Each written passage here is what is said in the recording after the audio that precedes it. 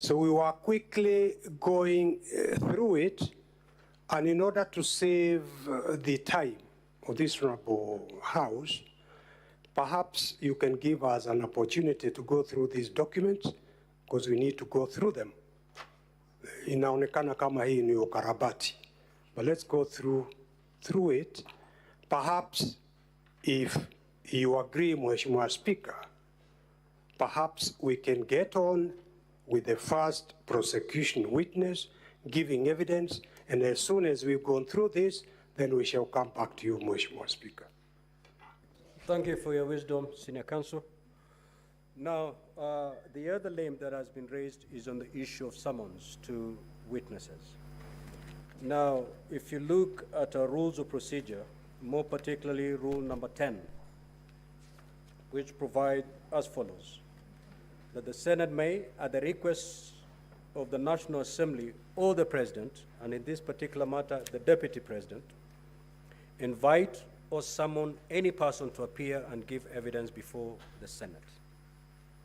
So the summons that have been sought are in line with the spirit of Rule 10 of our Rules of Procedure. You may attack the evidence when these particular witnesses who have been summoned, if their evidence introduces other allegations, then at that particular juncture, the legal team from the Deputy President, you may raise an issue, and I'll certainly hear you at that juncture.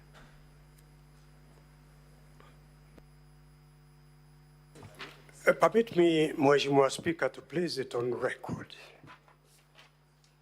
that the rules of this Honorable Senate must and have to be respected.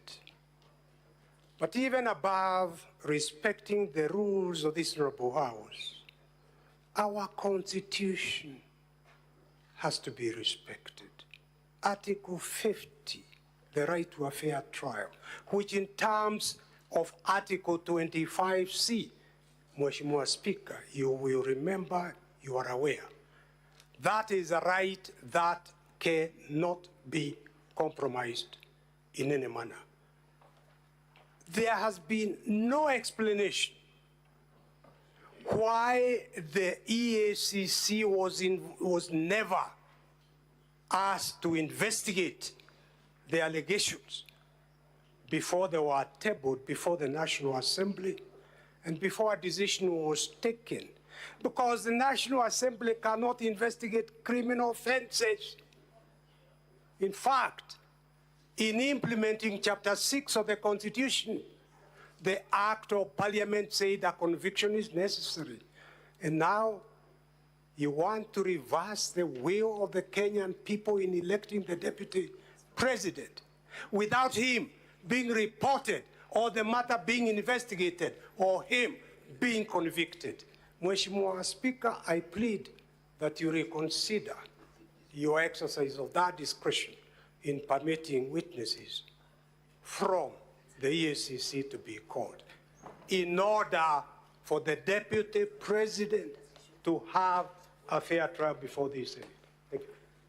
Senior Counsel Paul MUITE, Mheshimiwa Speaker, you're actually arguing your case. What I said, there was some invitation that was sent to both parties, and each party was requested to submit a list of witnesses. The National Assembly submitted a list of witnesses with a request under Rule 10 of our Rules Procedure for the Senate to summon. That is the request that has just been made by the National Assembly, and it is permissible and it is within our Rules of Procedure. Mheshimiwa Speaker, you are Senior Counsel Paul MUITE, I will refer you to Rule number 30 of our Rules of Procedure, where the ruling of the Speaker is final. So let's leave the matter there. I've made my ruling.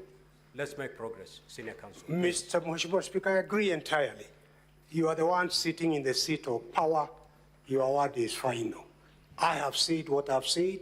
Your rules are subject to the Constitution. I accept your ruling.